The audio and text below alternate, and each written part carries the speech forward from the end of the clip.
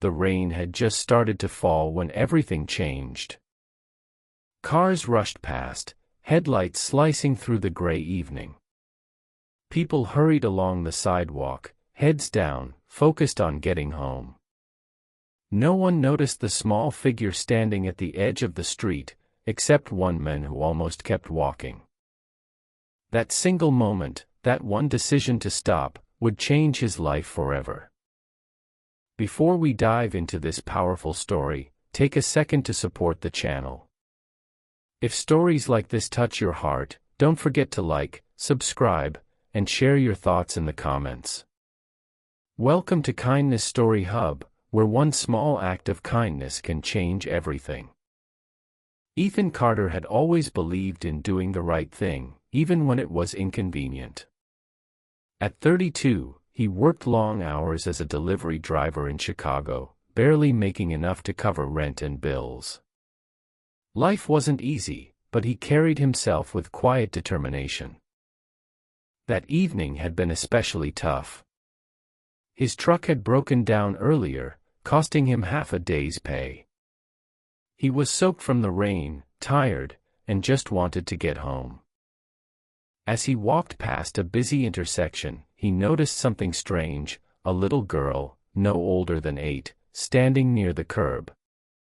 She wore a thin jacket, completely unprepared for the cold rain. Her small hands clutched a backpack, and she looked terrified. People walked around her like she didn't exist. Ethan slowed down. For a moment, he hesitated. He was exhausted. This wasn't his problem. But then he saw her step forward. A car sped around the corner, its tires hissing on the wet pavement. The driver didn't see her. "Hey!" Ethan shouted. Without thinking, he lunged forward, grabbing the girl just as she stepped into the street. The car flew past, missing them by inches. The girl screamed, clinging to him tightly. Hey, you're okay," Ethan said, his voice steady despite his racing heart. "You're safe." She didn't let go. They stood there for a moment, rain pouring down, the noise of traffic rushing around them. Slowly, her grip loosened. "What's your name?" Ethan asked gently. "Lily," she whispered. "Lily, where are your parents?" She shook her head. Tears mixed with rain on her cheeks. I got lost." Ethan looked around. No one seemed to be searching for her. No panicked parent. No calls. Nothing. "Okay," he said softly. "We're going to figure this out." He took off his jacket and wrapped it around her shoulders. It wasn't much, but it was warmer than what she had. "Come on," he said. "Let's get you somewhere dry." They walked into a small diner nearby, the kind with warm lights and the smell of coffee in the air. The waitress glanced at them, noticing the soaked clothes and worried faces, but didn't ask questions. Ethan guided Lily into a booth. "Hot chocolate?" he asked. She nodded quietly. As she warmed up, he tried to get more information.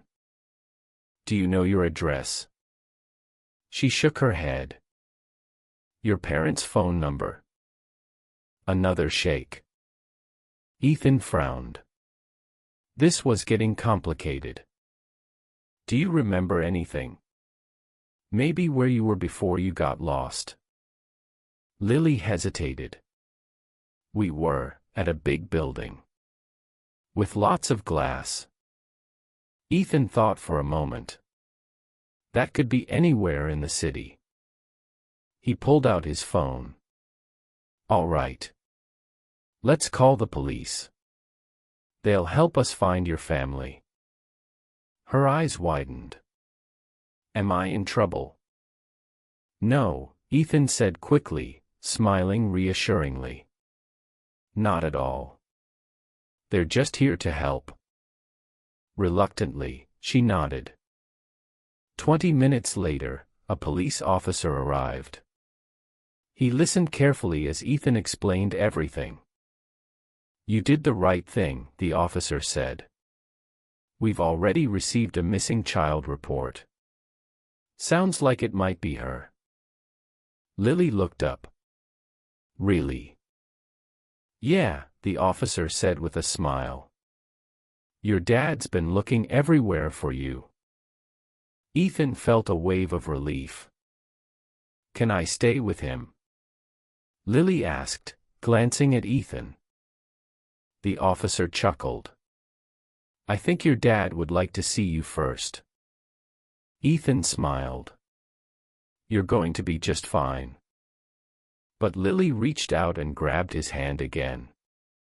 "Will I see you again?" The question caught him off guard. I'm not sure," he admitted. "But you'll always remember today, right?" She nodded. They drove to the police station, where the atmosphere was tense. Officers were moving quickly, phones ringing non-stop. And then, "Lily!" A man rushed forward. He was tall, well-dressed, and clearly frantic. The moment he saw her, his entire face changed. Relief, fear, love, it all hit at once. "Dad!" Lily ran into his arms. He held her tightly, as if he'd never let go. "I was so worried," he said, his voice breaking. "Where did you go?" "I got lost," she said. "But he saved me." She pointed at Ethan. The man turned. For a moment, he just stared. Then he walked over, extending his hand. "Thank you. I don't know how to repay you." Ethan shook it. "No need. I just happened to be there." "No," the man said firmly. "You didn't have to stop." "But you did." There was something about the way he said it, like he truly understood what that meant. "Can I at least get your name?" he asked. "Ethan," he replied. "I'm Daniel Reeves." Ethan nodded politely, not recognizing the name. But several officers nearby exchanged glances. Over the next few days, Ethan went back to his normal life. Same long hours. Same struggles. The incident stayed in his mind, but he didn't expect anything to come from it. Then, one morning, he got a call. "Is this Ethan Carter?" "Yeah." "This is Daniel Reeves. I was hoping we could meet." Ethan hesitated. Sure." They agreed to meet at a cafe downtown. When Ethan arrived, he immediately realized something was different. The cafe wasn't just any place, it was high-end, the kind he'd never step into on his own. Daniel was already there. "Ethan," he said, standing up. "Thank you for coming." They sat down. "I wanted to talk to you properly," Daniel said. "What you did for my daughter, it meant everything." Ethan shrugged. "Anyone would have done it." Daniel shook his head. "That's where you're wrong." He leaned forward. "I've spent years building my company. I've met thousands of people. And I can tell you, most people would have kept walking." Ethan didn't know what to say. "I did some digging," Daniel continued. "I learned about your situation." Ethan stiffened slightly. "Relax," Daniel said. "I'm not here to embarrass you. I'm here because I see something rare in you." He paused. "Kindness. Real kindness." Ethan looked down at his coffee. "I want to offer you a job," Daniel said. Ethan blinked. "A job? At my company? A better position? Better pay? Stability?" Ethan was speechless. "Why?" he finally asked. Daniel smiled. "Because I trust you. And in my world, trust is everything." Ethan sat there, trying to process it all. Just days ago, he had been struggling to get by. And now? "This doesn't feel real," he admitted.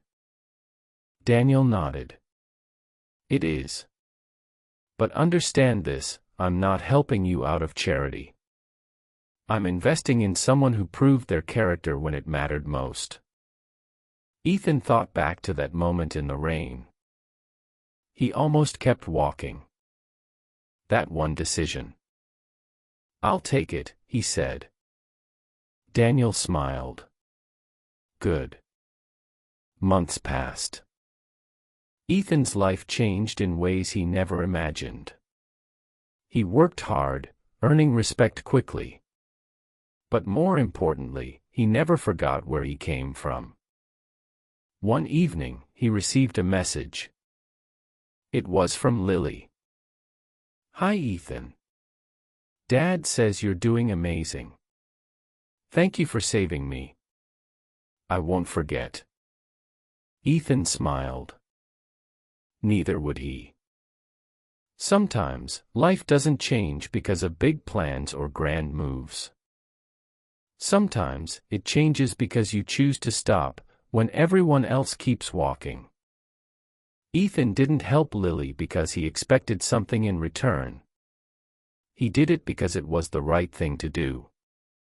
And in the end, that simple act of kindness didn't just save a little girl. It opened a door he never knew existed. So the next time you see someone in need, remember this story.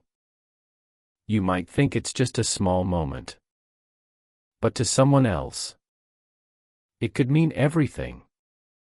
And who knows? That one act of kindness might come back to you in ways you never imagined. Stay kind.